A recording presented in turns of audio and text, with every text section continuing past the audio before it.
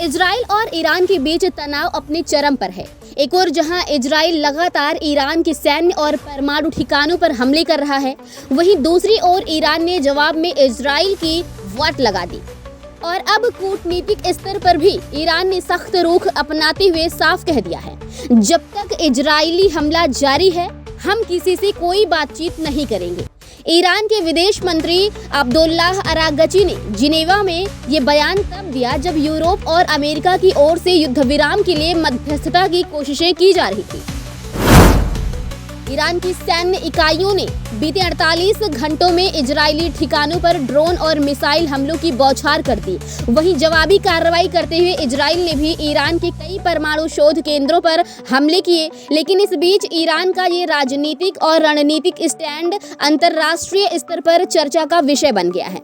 बातचीत पर ईरान की शर्तें: इजराइल को तत्काल हमले रोकने होंगे, अमेरिका को अपनी पक्षपातपूर्ण भूमिका पर पुनर्विचार करना होगा, क्षेत्रीय शांति की बात तभी होगी जब हमले नहीं, संवाद की भाषा बोली जाएगी। जी हाँ, ईरान ने दिखाई इजराइल को कूटनीतिक ताकत। ईरान के विदेश मंत्री ने स्पष्ट किया कि हम जिनेवा इसलिए नहीं आए कि अपने आत्मसम्मान की बलि दें।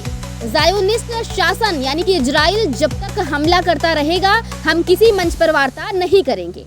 ये बयान उस समय आया जब यूरोपीय संघ, अमेरिका और खाड़ी देशों के प्रतिनिधि ईरान से संघर्ष विराम पर चर्चा की कोशिश कर रहे थे। बता दें कि यूरोपीय संघ ने दोनों देशों से संयम की अपील की है।